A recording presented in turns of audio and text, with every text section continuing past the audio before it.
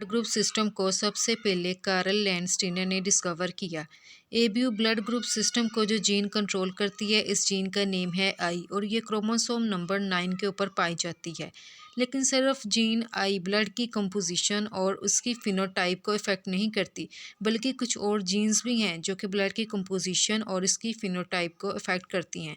इनमें से कुछ जीन्स ऐसी हैं जो कि RH ब्लड फैक्टर के लिए रिस्पॉन्सिबल है। अब ये RH ब्लड फैक्टर क्या है हमारे पास? सबसे पहले RH blood factor. RH blood factor को सबसे पहले डिस्कवर किया था कार्ल लैंडस्टीनर ने। कार्ल लैंडस्टीनर ने इसको किस में डिस्कवर किया? उसने इसे रीसस मंकी के अंदर डिस्कवर किया, इसलिए इसको RH ब्लड फैक्टर कहा जाता है।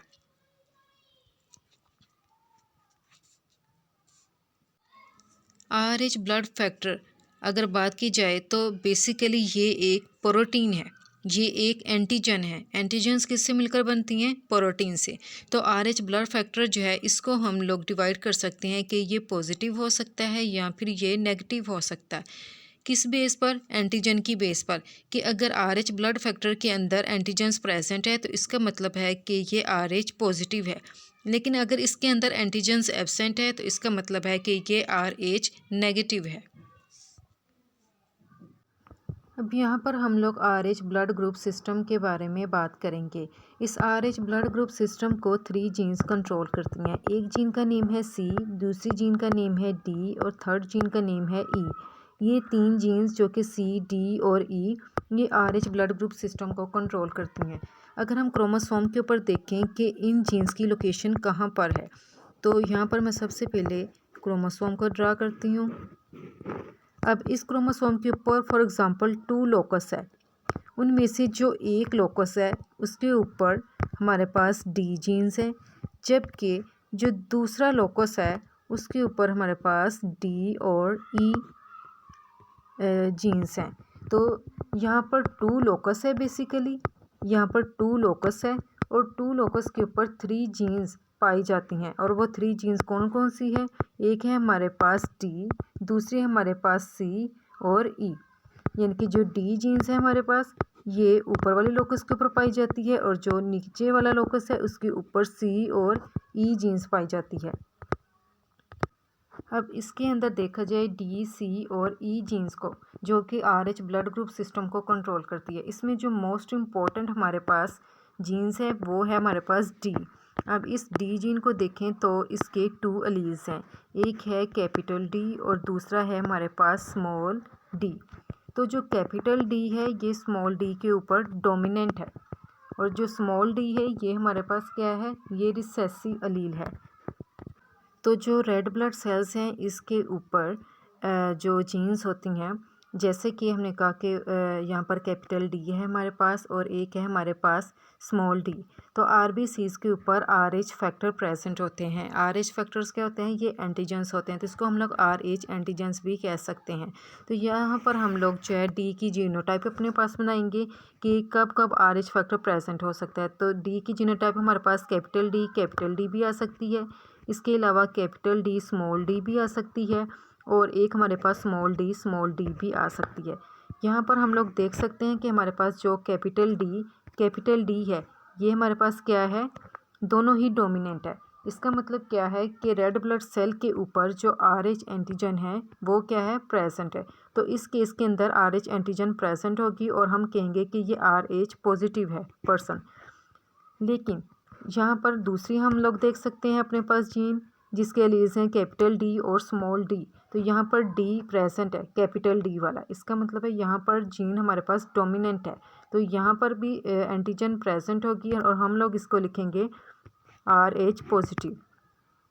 लेकिन अगर हम लोग नीचे इसके देखते हैं, हमारे पास है स्मॉल d और ये दोनों रिसेसिव एलील्स हैं। इसका मतलब है कि रेड ब्लड सेल के ऊपर RH फैक्टर, जिसको हम लोग RH एंटीजन कहते हैं, कि वो प्रेजेंट नहीं है।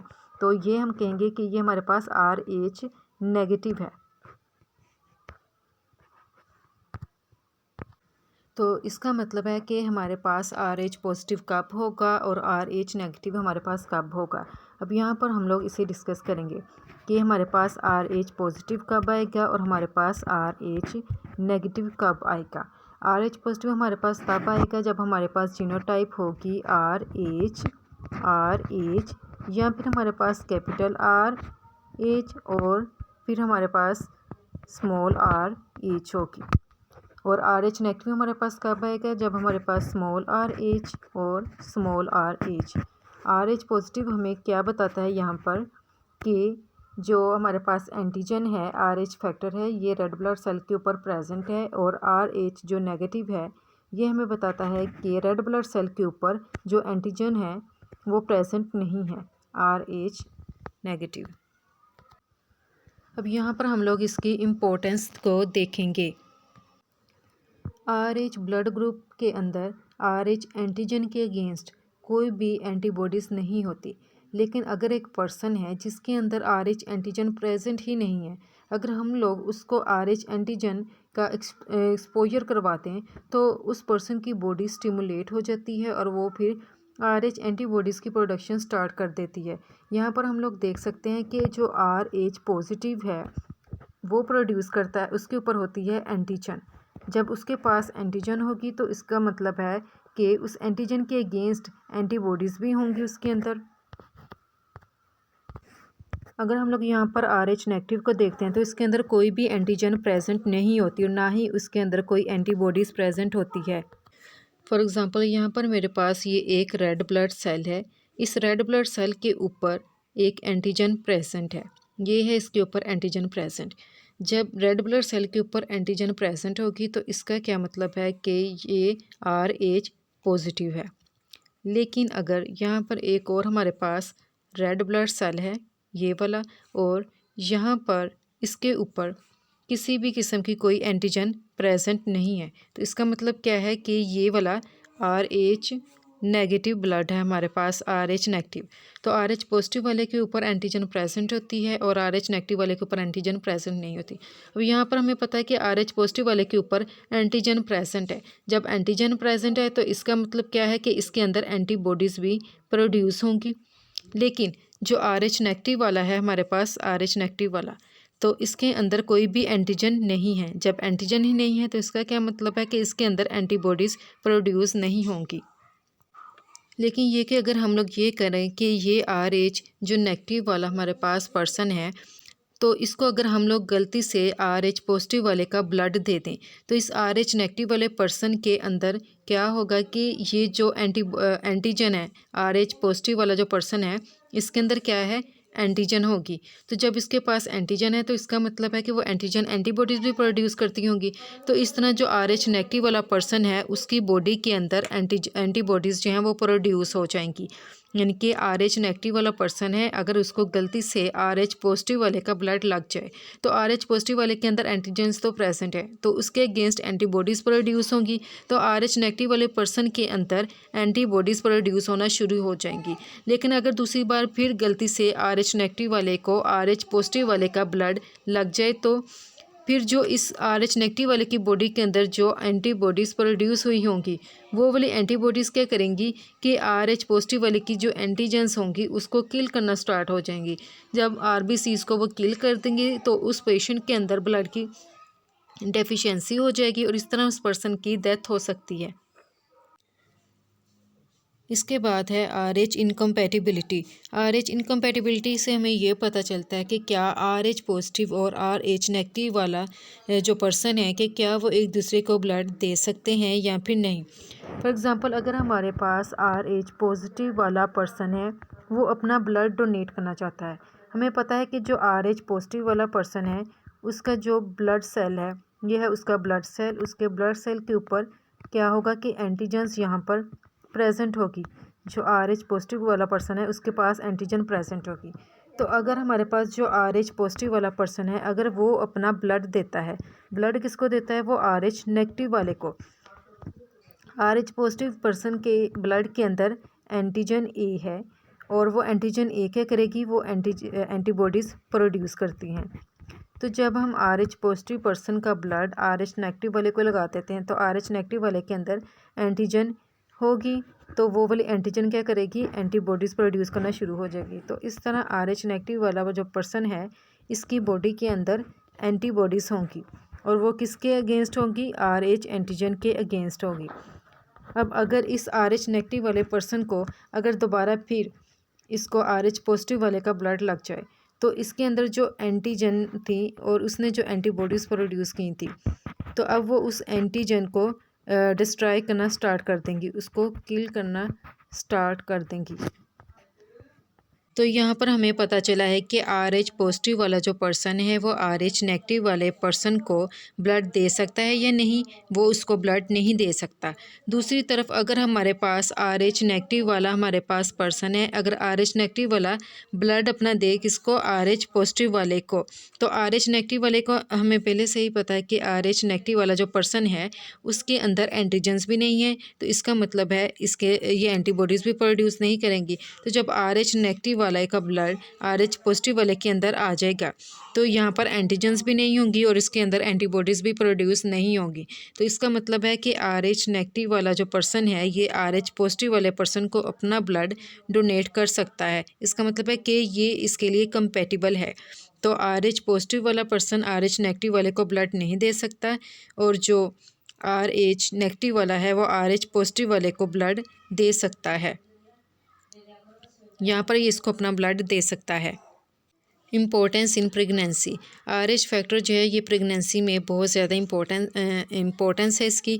फॉर एग्जांपल अगर हमारे पास किस तरह से इसकी इम्पोर्टेंस है कि जैसे कि अगर एक RH नेगेटिव वाली वुमेन है वो शादी करती है RH पॉजिटिव वाले आदमी के साथ, मैन के साथ करती है, तो RH नेगेटिव वाले जो है इसकी जीनोटाइप क्या होगी, इसकी जीनोटाइप होगी स्मॉल r h, क्योंकि R हमारे पास क्या है ये रिसेसिव एलील है। RH पॉजिटिव वाले की जीनोटाइप क्या होगी, यहाँ पर आएगा कैपिटल R H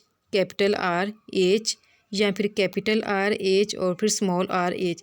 अगर यहाँ पर हम लोग इसमें से ये वाली जीनोटाइप ले लेते हैं, इधर हमारे पास एक स्क्वायर है, यहाँ पर पुनर स्क्वायर है, इसके अंदर अगर हम लोग इसकी जीनोटाइप लगाते हैं मेल की और फीमेल की हमारे पास जीनोटाइप है, तो यहाँ पर हम लोग इसका क्रॉस करवाएंगे मेल का और यहाँ पर हमारे पास फीमेल का, तो कुछ हमारे पास यहाँ पर जो जीनोटाइप आएंगी जो पॉसिबल है वो ये वाली है, जैसे कि यहाँ पर भी है, तो यहाँ पर कैपिटल R H है, कैपिटल R H। तो यहाँ पर हमने देखा कि हमारे पास ये जो यहाँ पर जितने बी ऑफ स्प्रिंग की रेशो आई है उसकी जो जीनोटाइप आई है वो है हमारे पास कैपिटल R H और स्मॉल r h। तो यहाँ पर देखते हैं कि कैपिटल R क्या है वो स्मॉल r के ऊपर डोमिनेंट है, तो यहाँ पर ये वाला पर्सन फिर क्या होगा, कैपिटल R H और स्मॉल r h, ये क्या शो कर रहा है कि ये R H पॉजिटिव है। इसका मतलब है कि जब एक R H नेगेटिव वुमेन वो शादी करती है RH पॉजिटिव वाले के साथ, तो पॉसिबिलिटी है कि उसकी जो ऑफस्प्रिंग हो कि उनके पास RH पॉजिटिव जो है उसकी फिनोटाइप आए। लेकिन यहाँ पर मसला कहाँ पर आता है कि मदर जो है वो RH नेगेटिव है, लेकिन जो उसके पेट में बच्चा है वो क्या है, RH पॉजिटिव है। तो अब RH पॉजिटिव वाले के पास एंटीजन कौन सी होती है, एंटीजन इसके पास RH प्रेजेंट होती है और वो क्या प्रोड्यूस करती हैं, एंटीबॉडीज़। तो अगर गलती से RH पॉजिटिव जो कि उसका बेबी है, अगर इसका ब्लड जो है सर्कुलेट कर जाए अपनी मदर के पास जो कि RH नेगेटिव है, तो इस RH नेगेटिव वाले के पास RH नेगेटिव उसकी मदर है और RH पॉजिटिव उसका बेबी है। अगर RH पॉजिटिव वाले का ब्लड मदर के जो प्लेसेंटल बैरियर है उसके ज़रिए मदर की ब्लड स्ट्रीम के अंदर इंटर हो जाए, तो मदर की ब्लड स्ट्रीम के अंदर फिर एंटी RH जो एंटीबॉडीज़ हैं वो प्रोड्यूस होना शुरू हो जाएंगी। और जब मदर की ये जो RH एंटीबॉडीज़ हैं जब ये प्लेसेंटा के ज़रिए फीटस के अंदर आएंगी, तो इससे क्या हो जाएगा, हीमोलाइसिस स्टार्ट हो जाएगी, यानी कि रेड ब्लड सेल्स की ब्रेकडाउन, उसकी बस्टिंग स्टार्ट हो जाएगी। और जब ये स्टार्ट हो जाएगी तो इससे क्या होगा, ब्लड की डेफिशिएंसी हो जाएगी, इससे फीटस जो है वो वीक हो जाएगा और पॉसिबिलिटी है कि एबॉर्शन हो जाए। और इसको हम लोग इजी वे में इस तरह से समझ सकते हैं कि ये हमारे पास मदर है RH नेगेटिव वाली और ये है उसका फीटस जो कि RH पॉजिटिव वाला है। तो अगर गलती से RH पॉजिटिव वाले का ब्लड अगर RH नेगेटिव वाले के अंदर चला जाए, तो RH पॉजिटिव वाले के अंदर तो एंटीजन प्रेजेंट है, तो ये RH नेगेटिव वाले के अंदर यहाँ पर एंटीबॉडीज़ प्रोड्यूस करना शुरू हो जाएंगी। तो यहाँ पर क्या होगा, एंटीबॉडीज़ प्रोड्यूस होंगी। और अगर गलती से ये वाली एंटीबॉडीज़ फीटस के पास आ जाएं यहाँ पर, तो यहाँ पर फीटस के पास तो RH पॉजिटिव है ना ब्लड उसका, तो इसका मतलब है उसके अंदर RH एंटीजेंस प्रेजेंट होंगी। तो ये जो एंटीबॉडीज़ यहाँ से आएंगी ये इस एंटीजन को यहाँ पर किल करना स्टार्ट कर देंगी। तो इसको हम लोग कहते हैं एरिथ्रोब्लास्टोसिस फीटैलिस। लेकिन ये कि अगर प्रेगनेंसी जो है वो कंटिन्यू भी रहे तो जो फीटस होता है उसका जो लीवर है और जो उसका स्प्लीन होता है, हमें पता है कि वो रेड ब्लड सेल्स जो है वो प्रोड्यूस करना शुरू कर देते हैं। लेकिन ये कि यहाँ पर क्या हो रहा है कि RBCs की हिमोलाइसिस हो रही है, यानी कि उसकी ब्रेक डाउन हो रही है। ये है हमारे पास RBCs। जब उसकी ब्रेक डाउन होती है तो इससे क्या बनता है, हमारे पास बिलीरुबिन बनता है। बिलीरुबिन क्या करता है, ये फीटस के जो ब्रेन है उसको भी डैमेज करेगा, ब्रेन सेल्स को डैमेज कर देगा। उसकी जो स्किन है और जो उसकी आई का जो वाइट कलर है ये भी उसका येलो हो जाएगा। तो इससे जो है उसको यरकान हो जाएगा। यानी कि अक्सर हम लोगों ने देखा कि कुछ बच्चे जब पैदा होते हैं वो उनकी आइज़ भी येलो होती हैं, उनकी स्किन भी इस किस्म की हो जाती है। तो लोग अक्सर कहते हैं कि इस बच्चे को जो यरकान हो गया था, इसका खून जो है वो जल गया था। तो वो इसी वजह से ही होता है कि RH एंटीबॉडीज़ आकर जो है RH जो एंटीजन है उसको डिस्ट्रॉय करना शुरू कर देती हैं। जब रेड ब्लड सेल्स की डिस्ट्रक्शन होना शुरू हो जाएगी तो इसका मतलब क्या है कि ब्लड जो है उसकी डेफिशिएंसी हो गई है। तो जब ब्लड की डेफिशिएंसी हो जाएगी तो इससे स्किन का कलर भी येलो हो जाएगा। लेकिन हम लोग यहाँ पर देखते हैं कि बाज़ केसेस में क्या होता है कि बच्चा जो वो पैदा हो जाता है, वो ज़िंदा भी होता है, उसमें काफ़ी ज़्यादा हीमोलिटिक अनीमिया जो है रिएक्शंस वगैरह हुए होते हैं, उसको यरकान भी हुआ होता है। तो ऐसे बेबी के साथ हम लोग क्या कर सकते हैं, हमें पता है कि वो वाला बेबी जो है हमारे पास वो क्या है, RH पॉजिटिव है। तो उस बेबी को ये है RH पॉजिटिव बेबी होता है ना वो वाला, तो हम लोग उसका ट्रीटमेंट किस तरह से करेंगे, उस RH पॉजिटिव वाले बेबी को हम लोग RH नेगेटिव वाला ब्लड देंगे जिसके अंदर किसी भी किस्म की एंटीबॉडीज़ वगैरह प्रोड्यूस ही नहीं होती। तो जब हम लोग RH नेगेटिव वाला ब्लड RH पॉजिटिव वाले बेबी को लगा देते हैं जिसके अंदर किसी भी किस्म की कोई एंटीबॉडीज़ नहीं होती, तो आस्ता आस्ता क्या करता है कि बेबी जो है RH पॉजिटिव ब्लड खुद ब खुद जो है वो डेवलप कर लेता है। अब यहाँ पर हमारे पास ये है कि इस केस के अंदर हम लोग इसका ट्रीटमेंट किस तरह से कर सकते हैं। तो जो RH हमारे पास अगर नेगेटिव वमेन हो तो यानी कि जब औरत प्रेग्नेंट होती है तो उसका फिर टेस्ट वगैरह करवाया जाता है कि ये RH पॉजिटिव है या फिर नेगेटिव है। अगर मदर RH नेगेटिव होती है तो उस मदर को इंजेक्शन दिया जाता है जिसका नेम है RH anti serum. RH anti serum का क्या मतलब है कि इसके अंदर एंटीबॉडीज़ भी हैं प्लस इसके अंदर हमारे पास सीरम भी होता है। तो ये जो एंटी सीरम जिसके अंदर एंटीबॉडीज़ भी हैं और इसके अंदर सीरम भी है, तो RH नेगेटिव वाली जो वोमेन है अगर इसके पास इसकी बॉडी के अंदर मिस्टेकनली अगर RH पॉजिटिव वाला ब्लड आ जाता है तो ये जो एंटीबॉडीज़ होती हैं ये इस RH पॉजिटिव वाले को इसकी डिस्ट्रक्शन करना स्टार्ट कर देती हैं। जब ये और इसको फिर ख़त्म कर देती हैं, क्योंकि अगर फर्दर इसके अंदर RH पॉजिटिव ब्लड आएगा तो वो एंटीबॉडीज़ को मज़ीद स्टिमुलेट कर देगा और इससे जो है वो एरिथ्रोब्लास्टोसिस फीटैलिस जो है वो हो जाती है। तो ये जो RH एंटी सीरम वाला इंजेक्शन है ये मदर को कब दिया जाता है, ये इसको अर्ली प्रेगनेंसी जब स्टार्ट होती है तो तब उसको दिया जाता है और बर्थ के फ़ौरन बाद भी दिया जाता है। क्योंकि जब बेबी की बर्थ होती है तो कुछ ब्लड जो है वो मदर की जो वेसल्स होती हैं, ब्लड वेसल्स, उसके अंदर भी फिर इंटर हो जाता है। और जब नेक्स्ट प्रेगनेंसी होती है तो मदर को फिर बहुत ज़्यादा प्रॉब्लम होता है कि उसके अंदर RH एंटीजन पहले से ही प्रेजेंट होती हैं और वो फिर RH जो है एंटीबॉडीज़ उसको प्रोड्यूस करना शुरू कर देती हैं और इस तरह नेक्स्ट फीटस के लिए बहुत ज़्यादा प्रॉब्लम क्रिएट होता है।